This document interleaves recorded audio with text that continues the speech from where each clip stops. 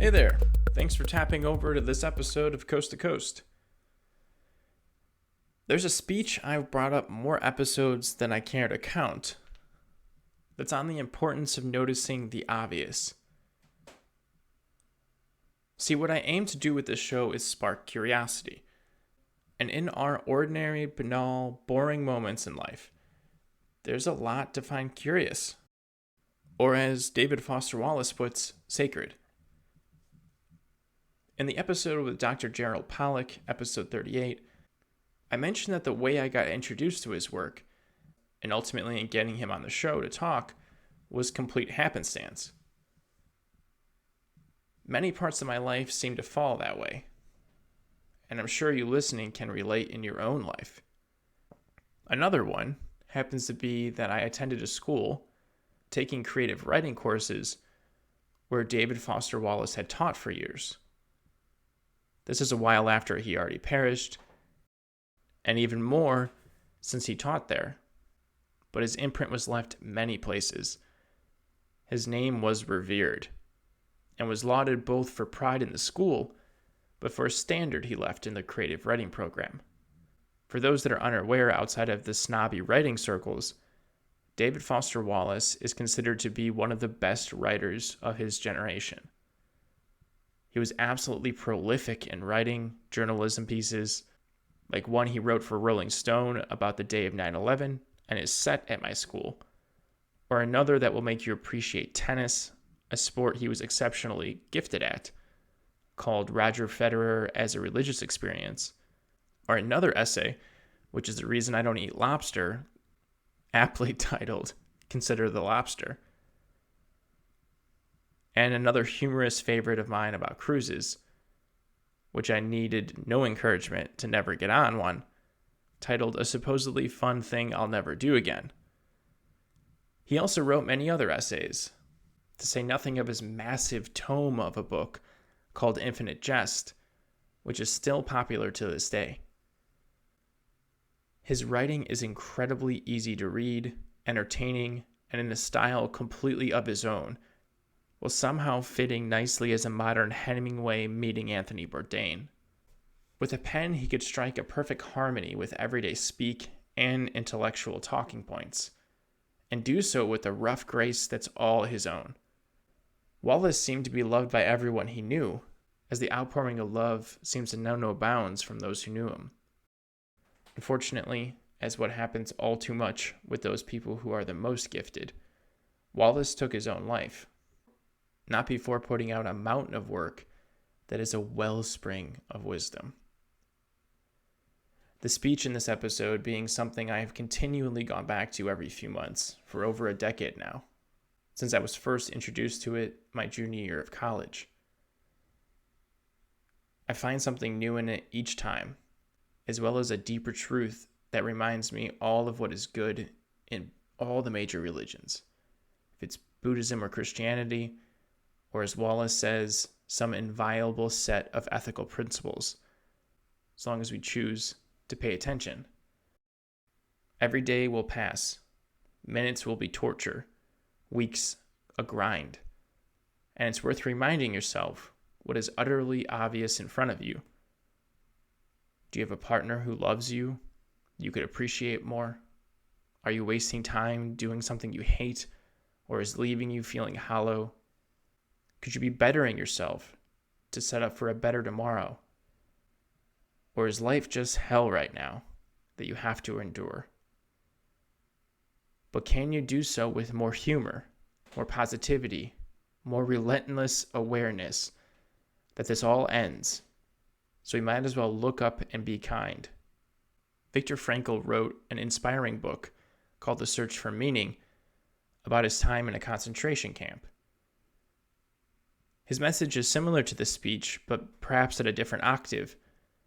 The only thing that's capital T truth is that we get to choose how we see the world. And that choice may save our lives over and over and over again. I want to bracket for a moment because what kind of liberal arts major would I be if I didn't offer some breakdown of the speech to provide you walking into it? Just something to notice as you enjoy. Wallace builds this whole speech within the medium and genre he's giving, which is a graduation commencement. He uses the expectations of the forum to continue his overall message, the importance of the obvious, and what is most obvious, what we allow ourselves to think. Throughout, he even upfront tells the audience that he's doing just that, but he always does so with a quick point before moving on. You may have to do another thing he says in order to catch it. Pay attention. He plays further with the genre by smashing and throwing shade at what typically happens at them, not at all talking about practical everyday life. So instead, he paints a picture of the everyday that I'm certain for many of you will feel visceral, and in doing so helps guide you on a path out.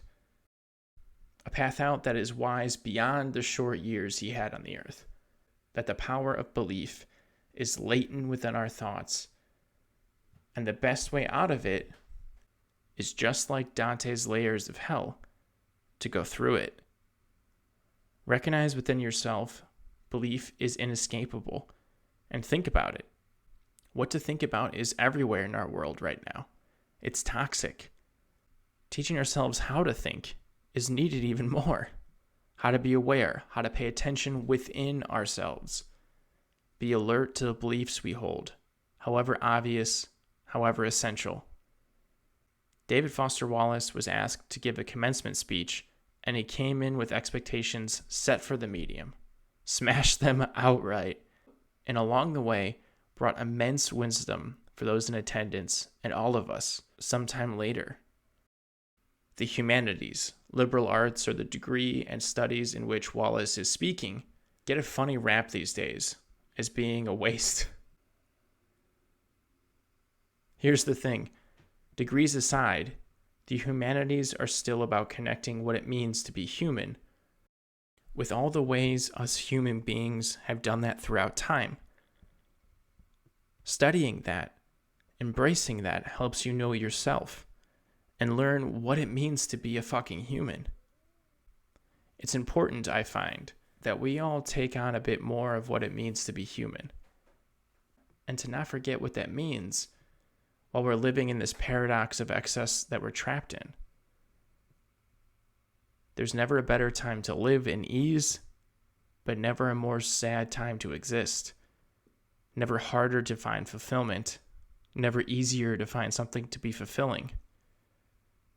Also, something to fill a hole. We all paint a canvas of our lives with a color palette of the time we spend in our day, adding up to create a scene in full living color. What will you choose? With that, I'll give you the commencement speech to Kenyon College by David Foster Wallace. Thank you to whomever recorded this. I'm forever in your debt. Thank you for listening. Hey, real quick while I have you here. If you like what you're listening to, please tap that follow or subscribe, as well as sign up for notifications so you'll know when our next season or episode drops. Also, if you're curious to look at our catalog of all that we have to offer and some exciting things we have to come, please visit us at bandwidth.productions.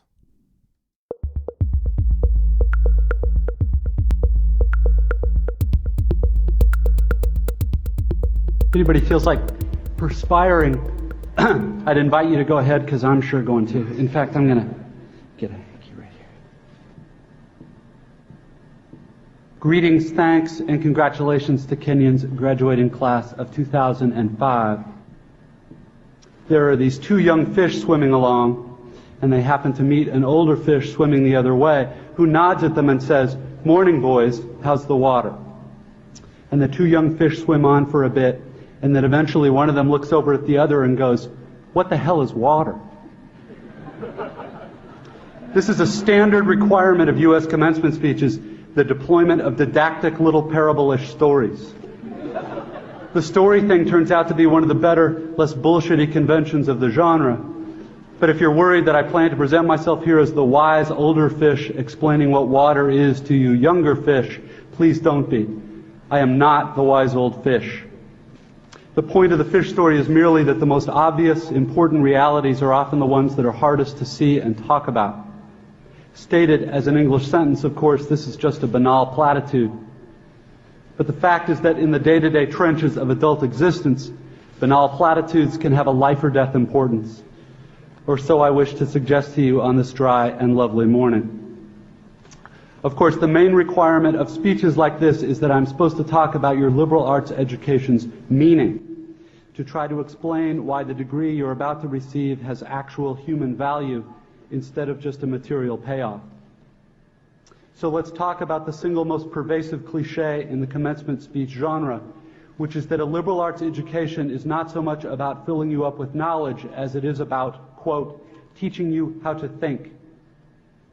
If you're like me as a student, you've never liked hearing this, and you tend to feel a bit insulted by the claim that you've needed anybody to teach you how to think, since the fact that you even got admitted to a college this good seems like proof that you already know how to think. But I'm going to posit to you that the liberal arts cliche turns out not to be insulting at all, because the really significant education in thinking that we're supposed to get in a place like this isn't really about the capacity to think, but rather about the choice of what to think about. If your total freedom of choice regarding what to think about seems too obvious to waste time discussing, I'd ask you to think about fish and water and to bracket for just a few minutes your skepticism about the value of the totally obvious. Here's another didactic little story. There are these two guys sitting together in a bar in the remote Alaskan wilderness. One of the guys is religious, the other's an atheist, and the two are arguing about the existence of God with that special intensity that comes after about the fourth beer. And the atheist says, look, it's not like I don't have actual reasons for not believing in God. It's not like I haven't ever experimented with the whole God and prayer thing. Just last month, I got caught away from camp in that terrible blizzard, and I was totally lost, and I couldn't see a thing, and it was 50 below. And so I tried it. I fell to my knees in the snow and cried out, oh God, if there is a God, I'm lost in this blizzard, and I'm going to die if you don't help me. And now, in the bar, the religious guy looks at the atheist all puzzled. Well, then you must believe now, he says. After all, here you are, alive.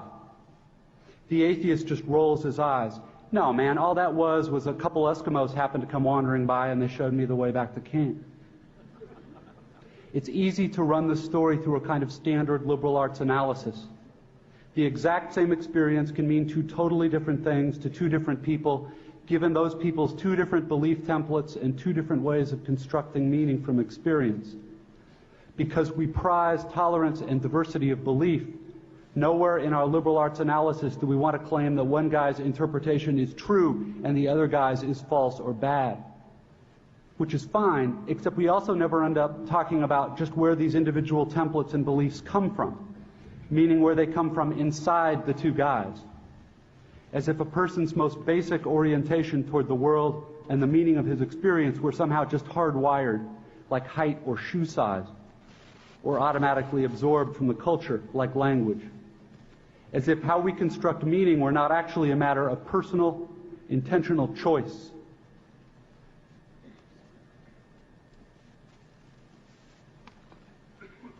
Plus, there's the matter of arrogance. The non-religious guy is so totally certain in his dismissal of the possibility that the passing Eskimos had anything to do with his prayer for help. True, there are plenty of religious people who seem arrogantly certain of their own interpretations too. They're probably even more repulsive than atheists, at least to most of us. But religious dogmatist's problem is exactly the same as the story's unbeliever: blind certainty.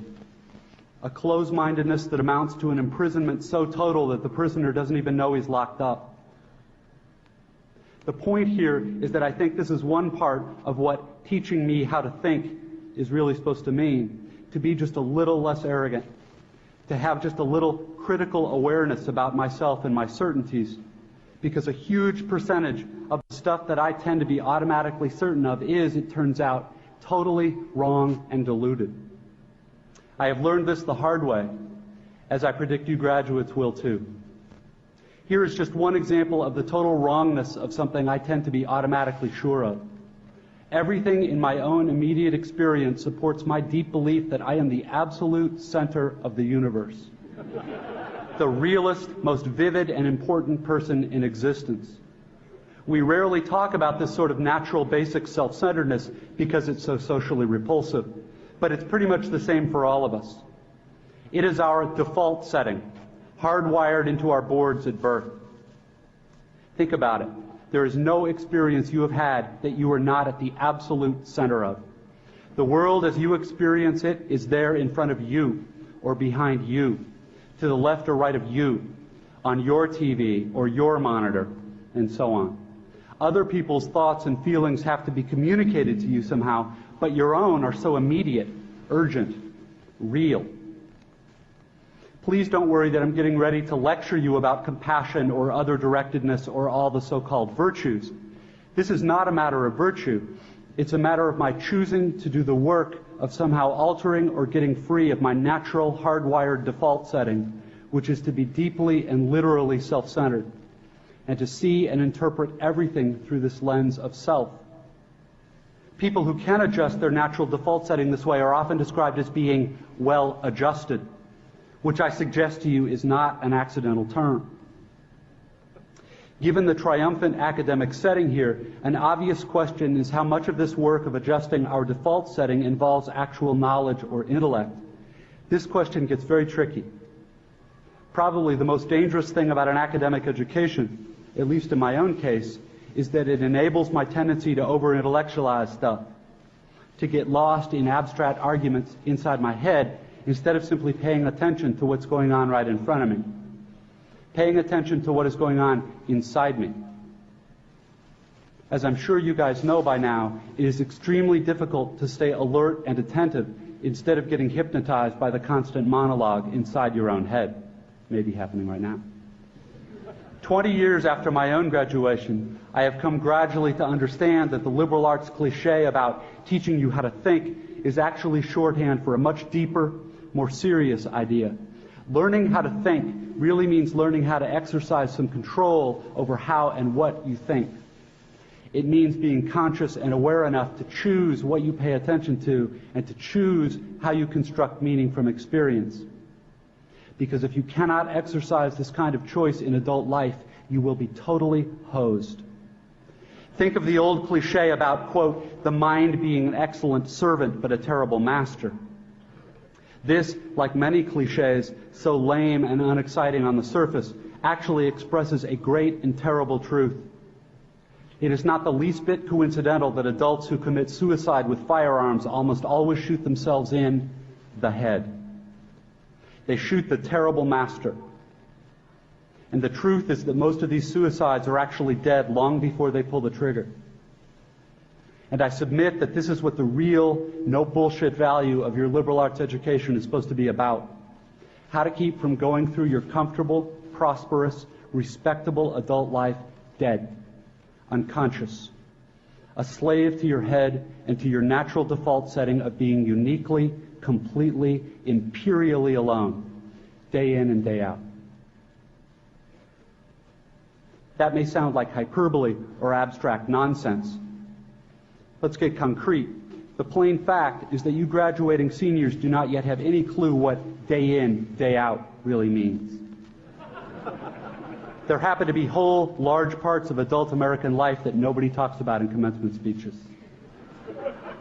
One such part involves boredom, routine, and petty frustration. The parents and older folks here will know all too well what I'm talking about. By way of example, let's say it's an average adult day, and you get up in the morning, go to your challenging white-collar college graduate job, and you work hard for 8 or 10 hours, and at the end of the day you're tired and somewhat stressed, and all you want is to go home and have a good supper and maybe unwind for an hour and then hit the sack early, because of course you have to get up the next day and do it all again. But then you remember there's no food at home. You haven't had time to shop this week because of your challenging job. And so now, after work, you have to get in your car and drive to the supermarket. It's the end of a workday, and the traffic is apt to be very bad. So getting to the store takes way longer than it should. And when you finally get there, the supermarket is very crowded, because of course it's the time of day when all the other people with jobs also try to squeeze in some grocery shopping. And the store is hideously fluorescently lit and infused with soul-killing muzak or corporate pop. And it's pretty much the last place you want to be. But you can't just get in and quickly out. You have to wander all over the huge, overlit stores, confusing aisles to find the stuff you want. And you have to maneuver your junky cart through all these other tired, hurried people with carts, et cetera, cutting stuff out because it's a long ceremony. And eventually, you get all your supper supplies, except now it turns out there aren't enough checkout lanes open, even though it's the end of the day rush. So the checkout line is incredibly long, which is stupid and infuriating. But you can't take your frustration out on the frantic lady working the register, who is overworked at a job whose daily tedium and meaninglessness surpasses the imagination of any of us here at a prestigious college. But anyway, you finally get to the checkout line's front, and you pay for your food and get told to have a nice day in a voice that is the absolute voice of death. And then you have to take your creepy, flimsy plastic bags of groceries in your cart with the one crazy wheel that pulls maddeningly to the left, all the way out through the crowded, bumpy, littery parking lot. And then you have to drive all the way home through slow, heavy, SUV-intensive rush hour traffic, et cetera. Everyone here has done this, of course, but it hasn't yet been part of you graduates' actual life routine, day after week, after month, after year. But it will be. And many more dreary, annoying, seemingly meaningless routines besides. But that is not the point. The point is that petty, frustrating crap like this is exactly where the work of choosing is going to come in. Because the traffic jams and crowded aisles and long checkout lines give me time to think. And if I don't make a conscious decision about how to think and what to pay attention to, I'm going to be pissed and miserable every time I have to shop. Because my natural default setting is the certainty that situations like this are really all about me. About my hungriness and my fatigue and my desire to just get home. And it's going to seem for all the world like everybody else is just in my way. And who are all these people in my way? And look at how repulsive most of them are, and how stupid and cow-like and dead-eyed and non-human they seem in the checkout line. Or at how annoying and rude it is that people are talking loudly on cell phones in the middle of the line. And look at how deeply, personally unfair this is. Or, of course, if I'm in a more socially conscious liberal arts form of my default setting, I can spend time in the end-of-the-day traffic being disgusted about all the huge, stupid, lane-blocking SUVs and Hummers and V12 pickup trucks burning their wasteful, selfish 40-gallon tanks of gas. And I can dwell on the fact that the patriotic or religious bumper stickers always seem to be on the biggest, most disgustingly selfish vehicles, driven by the ugliest,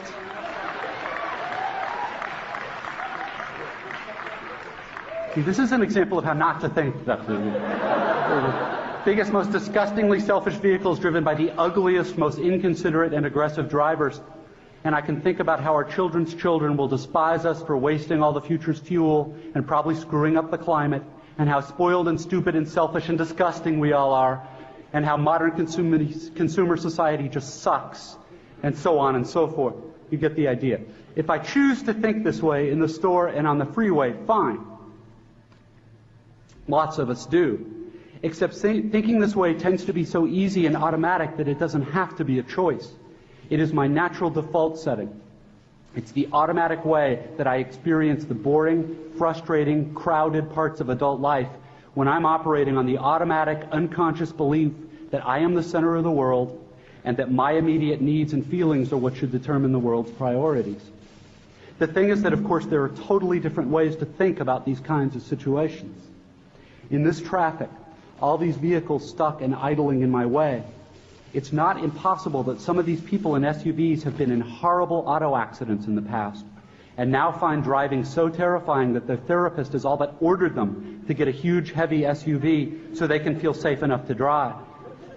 Or that the Hummer that just cut me off is maybe being driven by a father whose little child is hurt or sick in the seat next to him, and he's trying to get this kid to the hospital, and he's in a way bigger, more legitimate hurry than I am.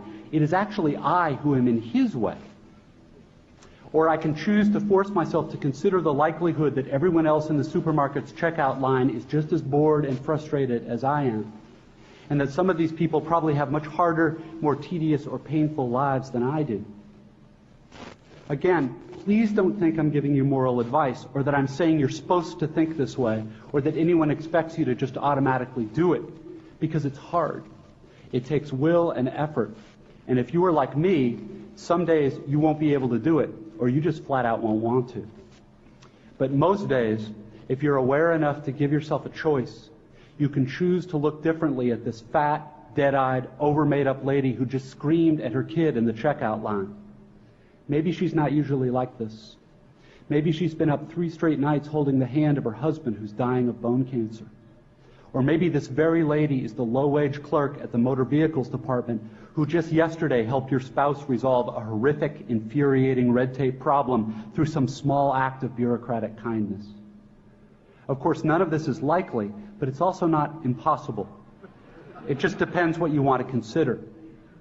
If you're automatically sure that you know what reality is and who and what is really important, if you want to operate on your default setting, then you, like me, probably won't consider possibilities that aren't annoying and miserable.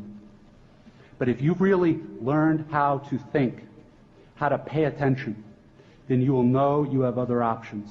It will actually be within your power to experience a crowded, hot, slow, consumer hell-type situation as not only meaningful, but sacred, on fire with the same force that lit the stars. Love, fellowship, the mystical oneness of all things deep down. Not that that mystical stuff's necessarily true. The only thing that's capital T true is that you get to decide how you're going to try to see it. This, I submit, is the freedom of real education, of learning how to be well-adjusted. You get to consciously decide what has meaning and what doesn't. You get to decide what to worship. Because here's something else that's weird but true. In the day-to-day trenches of adult life, there is actually no such thing as atheism. There is no such thing as not worshiping. Everybody worships. The only choice we get is what to worship. And a compelling reason for maybe choosing some sort of God or spiritual type thing to worship, be it JC or Allah, be it Yahweh or the Wiccan Mother Goddess or the Four Noble Truths or some inviolable set of ethical principles, is that pretty much anything else you worship will eat you alive. If you worship money and things, if they are where you tap real meaning in life, then you will never have enough. Never feel you have enough. It's the truth. Worship your own body and beauty and sexual allure, and you will always feel ugly. And when time and age start showing, you will die 1,000,000 deaths before they finally plant you. On one level, we all know this stuff already. It's been codified as myths, proverbs, cliches, epigrams, parables, the skeleton of every great story. The whole trick is keeping the truth up front in daily consciousness. Worship power, you will end up feeling weak and afraid, and you will need ever more power over others to numb you to your own fear. Worship your intellect, being seen as smart, you will end up feeling stupid, a fraud, always on the verge of being found out. Look, the insidious thing about these forms of worship is not that they're evil or sinful. It is that they are unconscious. They are default settings. They're the kind of worship you just gradually slip into day after day, getting more and more selective about what you see and how you measure value without ever being fully aware that that's what you're doing. And the so-called real world will not discourage you from operating on your default settings, because the so-called real world of men and money and power hums merrily along on the fuel of fear and anger and frustration and craving and the worship of self. Our own present culture has harnessed these forces in ways that have yielded extraordinary wealth and comfort and personal freedom.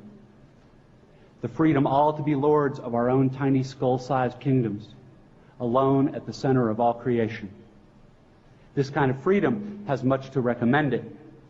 But of course there are all different kinds of freedom, and the kind that is most precious you will not hear much talked about much in the great outside world of wanting and achieving and displaying. The really important kind of freedom involves attention and awareness and discipline and being able truly to care about other people and to sacrifice for them over and over in myriad petty little unsexy ways every day.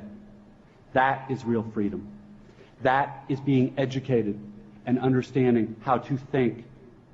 The alternative is unconsciousness, the default setting, the rat race, the constant gnawing sense of having had and lost some infinite thing.